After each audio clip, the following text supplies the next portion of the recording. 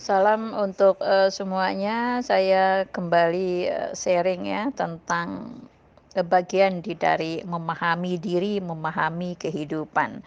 Nah, diri kita ini terdiri dari 2 part ya, lahir dan batin ya, jasmani dan rohani ya. Fitrah eksternal kita adalah jasmani kita, fitrah internal kita adalah rohani kita, bertemu ya, menjadi kita ya, menjaga keberadaan kita dan menjadikan, diri kita. Nah, keduanya diasah dengan cara berbeda-beda, ditumbuhkan dengan cara yang berbeda-beda ya. 2 kutub yang kontradiktif di dalam diri kita, dan kita lahir dari kontradiktif itu sendiri. Nah, tubuh kita membutuhkan sesuatu yang nyaman ya, tubuh kita membutuhkan sesuatu yang lengkap ya untuk, pertumbuhannya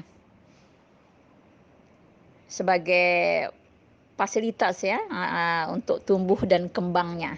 Butuh makanan yang enak, butuh pakaian, butuh rumah, butuh segala sesuatunya yang bersifat lahiriah ya.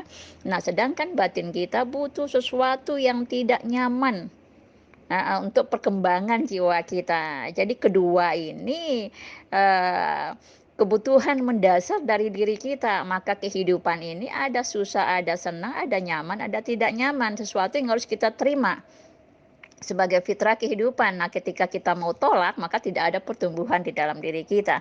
Nah, tapi ketika keduanya, sama di dalam diri kita ya, secara fisik kita tidak nyaman, secara batin tidak nyaman, ya berarti ada problem di situ ya, yang nggak tepat ya, sehingga kita tenggelam, sehingga kita sulit untuk bertumbuh, sulit untuk, meraih diri kita karena kita tenggelam begitu begitu dalam, pada ketidaknyamanan kehidupan secara lahir maupun secara batin.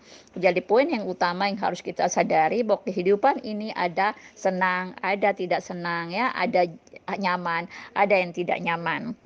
Makanan, bagi tubuh itu, enak-enakan begitu, tapi ketika kita sakit makanannya kan tidak enak.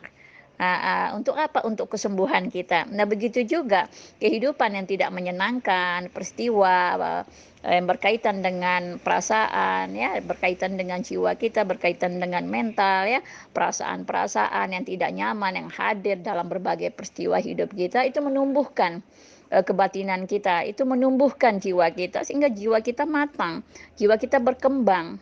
Nah, sehingga terjadilah keseimbangan di dalam, diri kita.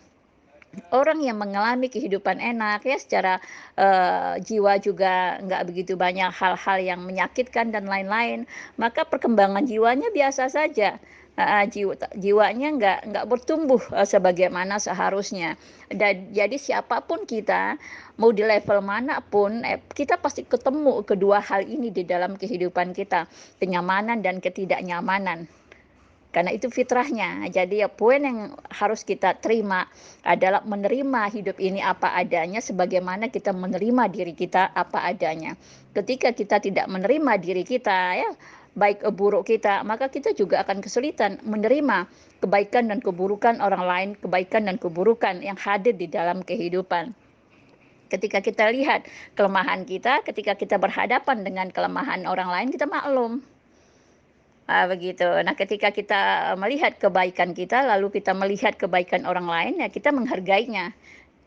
Jadi pandangan kita menjadi jelas. Ketika kita sudah jelas dengan diri kita, pandangan kita kepada orang lain juga jelas, pandangan kita pada kehidupan, juga jelas. Jadi poinnya, semakin kita menyadari fitrah hidup ini dan diri kita, maka bertumbuhlah kita apa adanya. Nah, jadi ndak ada situasi yang buruk, terus ndak ada yang terus baik itu ndak ada. Pada hakikatnya kedua ini datang bersamaan dalam waktu yang berbeda-beda. Semuanya datang untuk kebaikan, kita sendiri, untuk pertumbuhan kita, untuk pertumbuhan lahir kita, untuk pertumbuhan batin kita, sehingga kita bisa bertumbuh dalam fitrahnya secara paripurna.